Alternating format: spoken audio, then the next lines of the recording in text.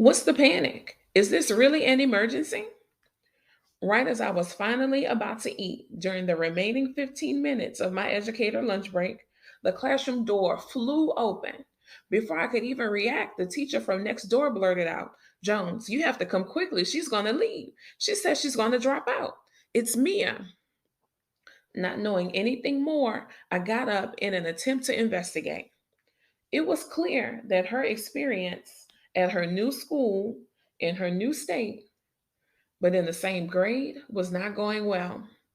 There hadn't been anyone yet in her life, at home, at school, anywhere, who had taken time, no, scratch that, who had spent time with her to help her process and navigate.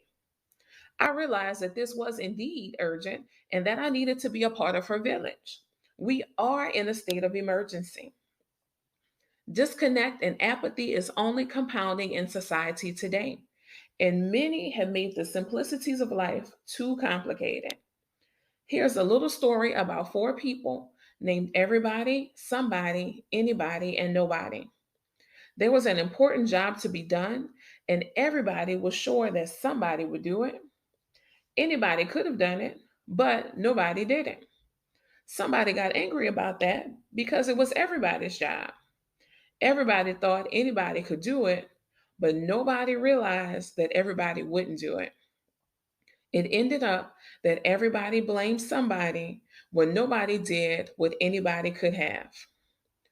I want you to stop waiting for or blaming those four people and instead connect with me to be a part of the intentional and diligent village.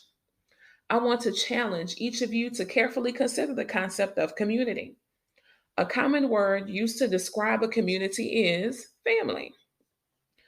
However, it's important that we get specific. We have to take a step back and a slide to the side while we examine the status quo and redefine expectations.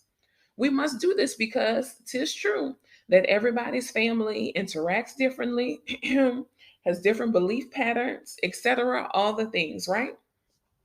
And speaking of family, when I was a young girl, my parents would take me to a carnival in New Orleans called the Super Fair.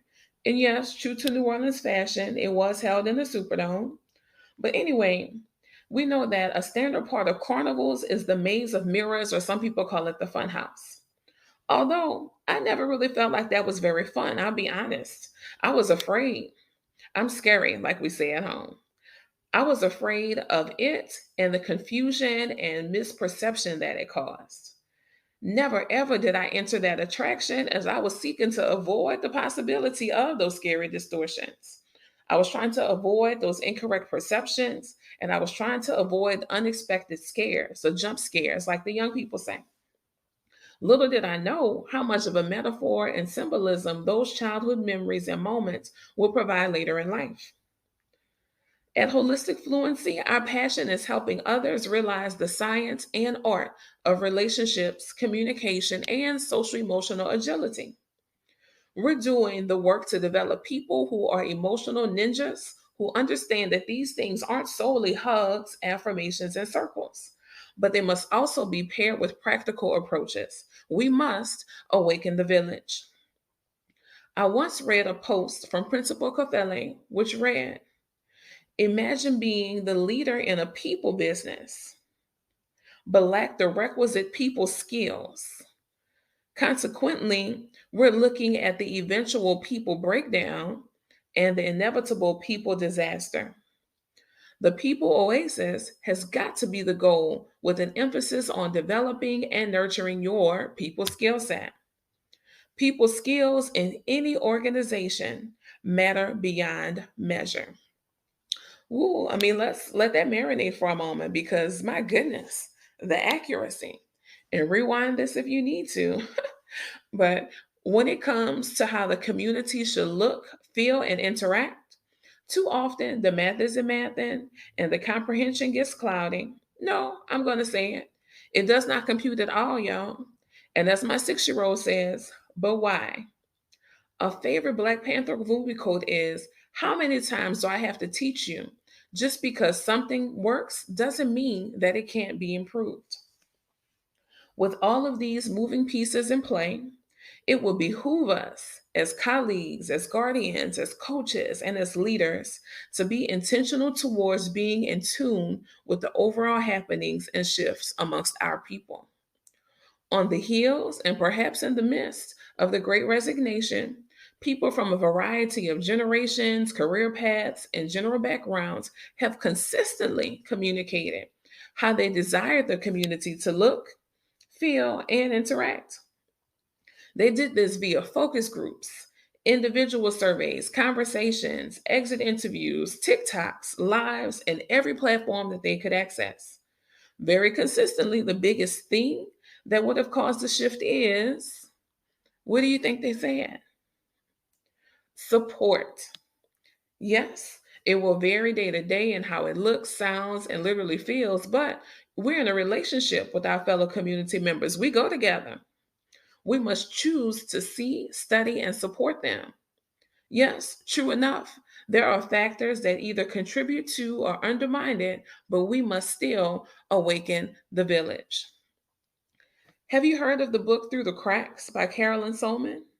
It is written from the perspective of students, but we can draw immediate parallels of a community member observing and interacting with others as well. A major theme revolves around a culture of compliance versus focusing on authentic engagement and connection. It repeatedly hints at going through motions and emotions, more of a checklist as compared to genuine exchanges. There are those in our midst that are absolutely brilliant in their gifts. Numerous and varied gifts are untapped, literally because no one asked nor space made for expression. The young people in the book are slipping through the cracks in the floor of the school, but in real life, there are community members who are checked out, shutting down, withdrawing, and also not being challenged nor engaged.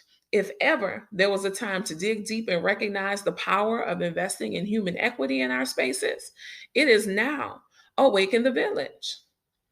Certainly, some of the hot takes on the state of the community, right, because we all have some feelings and thoughts about it, are vastly due to the misses and disses, misunderstanding, misinformation, disconnection, and disarray. It is clear that we at Holistic Fluency have been gifted in our interactions with, trusted to speak on behalf of, and called to interpret the mirrors and echoes of the community. We came to understand that people are and have been revealing to all of us what they need, but have we been listening and watching carefully? We want to facilitate the shift so that those reflections in the mirror don't crack and the echoes don't continue to ricochet. How could and why would we, all of us, not do our part to awaken the village? We need each other. Thank you for sharing a moment of your time today. You're sincerely appreciated. My name is Anika S. Jones, and please say the S. I am the community curator, and I also serve as the lead consultant of Holistic Fluency. We know that our organization is gifted in giving perspective, shining a light, building capacity, and sprinkling a little cayenne when needed on virtually any educational topic in this time of apathy and lifing. However, community, the village, and all that comes with it is our favorite. Please follow us on YouTube, TikTok, Instagram, LinkedIn, Facebook, as we have all of the social medias, but as we have much more to say and discuss as we awaken the village.